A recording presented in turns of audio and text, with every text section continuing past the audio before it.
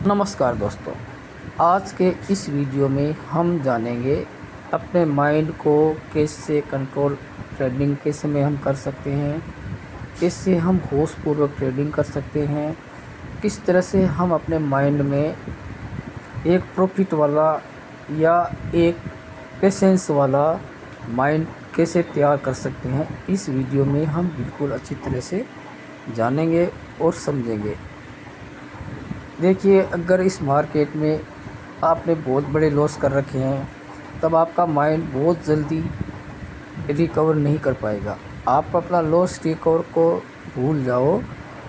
सबसे पहले अपने माइंड को रिकवर करना है कि आपके माइंड में जो लॉस का पैटर्न बना हुआ है उस पैटर्न को आपको चेंज करना है। जब आपको ट्रेड लेना आ जाएगा, ट्रेड लेने में आपको डर नहीं लगेगा, तब आपका माइंड उस दिशा में अपना ट्रेंड बदलेगा और आपका माइंड भी धीरे धीरे शेयर मार्केट के प्रति पॉजिटिव होने लग जाएगा और आपको बहुत ज़्यादा अच्छे ट्रेड दिखने लग जाएंगे कि कब ट्रेड लेना है, कब ट्रेड नहीं लेना है, कहाँ पे स्टॉप लॉस रहेगा, कहाँ पे टारगेट रहेगा। ये सब आप तभी जान पाओगे जब आपका माइंड इस काम को करने के लिए बिल्कुल तैयार हो जाएगा। एक्चुअल में हम मार्केट से बहुत ज़्यादा बड़ी उम्मीद लेकर के ट्रेड लेते हैं।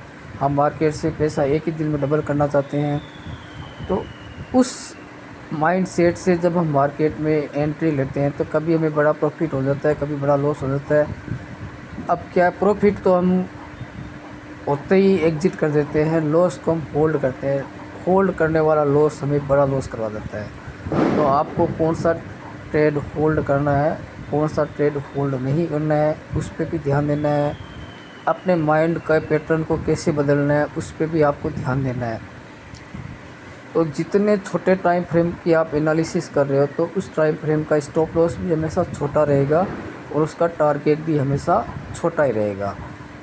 अगर आप 5 मिनट का कैंडल से अगर आप अपना ट्रेड प्लान करते हो तो आपके मान के चलिए कि आपका स्टॉप लॉस भी बहुत छोटा रहेगा और आपको टारगेट भी बहुत छोटा रहेगा 5 मिनट की कैंडल के आधार पे। अगर आप वही ट्रेड 15 मिनट की कैंडल से डिसाइड करते हो कि मैं 15 मिनट के चार्ट से काम करूँगा, तो 15 मिनट के चार्ट के स्टॉप लॉस 5 मिनट के चार्ट से हमेशा बड़ा रहेगा और उसका टारगेट भी बड़ा रहेगा।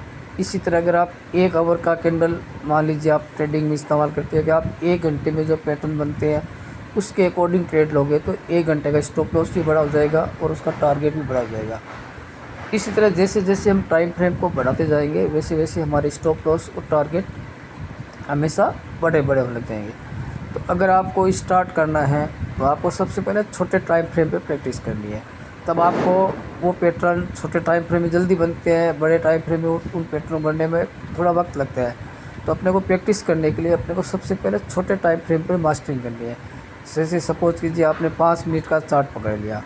अब आपको 5 मिनट के अंदर जो चार्ट पे पैटर्न बनते हैं उनको समझना है, उसके अकॉर्डिंग ही आपको स्टॉप लॉस लगाना है और उसके अकॉर्डिंग ही आपको टारगेट लगाना है। तो आप देखोगे कि आप कितने ट्रेड लेने में आप सफल होते हो, कितने ट्रेड में आपका स्टॉप लॉस लगता है और कितने ट्रेड में आपको टारगेट मिलता है।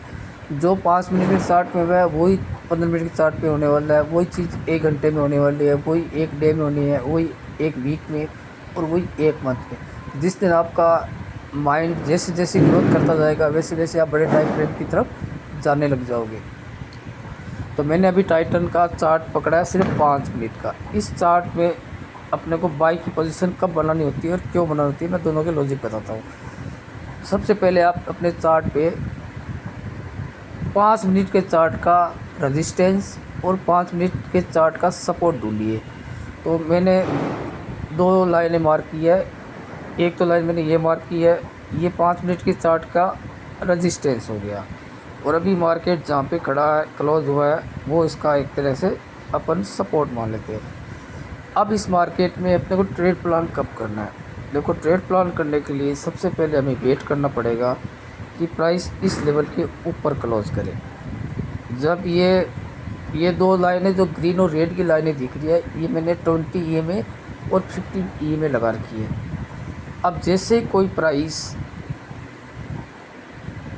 इस EMA को क्रॉस करके यहाँ पे कोई ग्रीन कैंडल बना देवे इस एरिया के अंदर, तब हमारा बाई साइड का एंट्री एक्टिव हो जाएगा।